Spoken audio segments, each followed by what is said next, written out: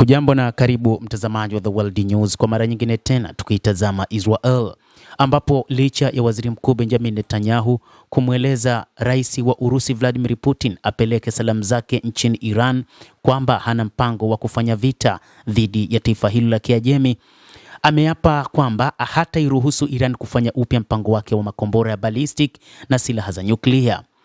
Waziri mkuu huyo amesema kwamba msimamo wetu ni uwezo wa kurutubisha sifuri kabisa kwa uranium ya Iran, kuondolewa kwa uranium yote iliyorutubishwa kutoka Iran na uangalizi endelevu wa vifaa vya nyuklia, alisema Netanyahu.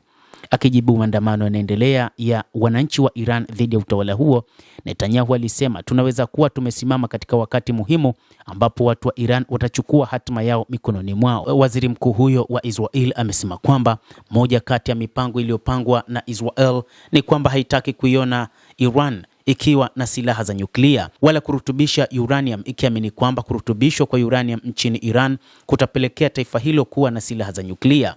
Hata katika vita vya siku 12 kati ya Iran na Israel ilitaja kwamba vita hivyo vimetokana na mpango wa nyuklia wa Iran ambao ulikuwa ukielekea katika kutengenezwa kwa silaha za nyuklia.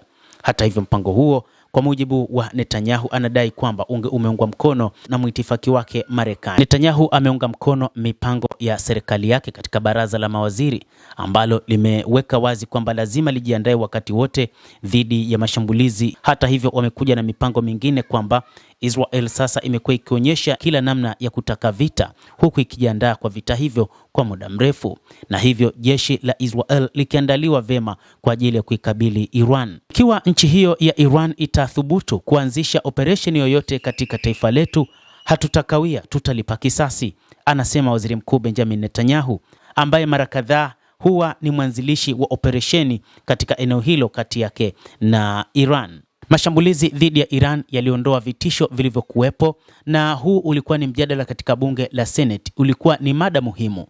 Serikali yenye msimamo mkali ambayo inatenda kinyume na wazayuni walio wengi na inadhuru mshikamano wa kitaifa na maadili ya kimsingi ya nchi ya Israel ilibuliwa na upinzani na ilihitaji uwepo wa waziri mkuu.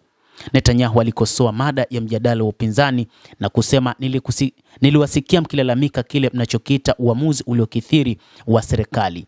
Uimara wetu wa kitaifa ndio kwanza kabisa unastengeneza uwepo wetu, kwa sababu bila kuwepo hakuna ustahimilivu. Uamuzi muhimu zaidi wa serikali ya Israel ulikuwa kuipiga Iran ili kuondoa vitisho viwili kwa maslahi yetu.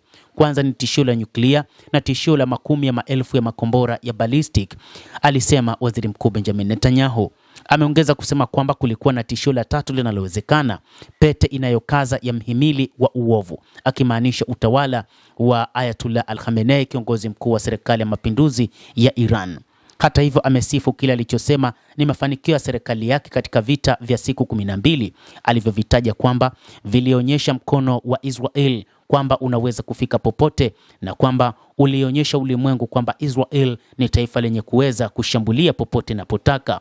Ameelezea kuunga mkono pendekezo la serikali ya tume iliyoteuliwa kisiasa ya kuchunguza kushindwa kwa mauaji Oktoba 7 badala ya kuongozwa na mahakama. Alisisitiza upinzani wake kwa tume huru ya uchunguzi ya serikali ambayo kura za maoni zimeonyesha kuwa wananchi wengi wanaunga mkono na wahasiriwa wa mauaji Oktoba 7 wametoa wito. Akijibu matamshi ya Netanyahu kuhusu rasimu ya mswada huo, kiongozi wa upinzani Yair Lapid amesema familia zilizoachwa zimekana kuvunjika huku zikitazama majaribio ya serikali ya Waziri Mkuu Benjamin Netanyahu ya kulitumbukiza tena taifa hilo katika vita, hasa mapambano dhidi ya Israel dhidi ya Iran. Mtazamaji wa The World News, hayo ndio tuliokuwa nayo, na bila shaka nawe pia una nafasi ya kulike, una nafasi ya kucomment, kadhalika na kusubscribe channel yetu hii ili upate habari hizi kwa mapana kupitia The World News. Mimi ni Adam Hussein, endelea kuwa nasi wakati wote, endelea kutufuatilia uweze kujua mengi yanayojiri katika ulimwengu kupitia The World News.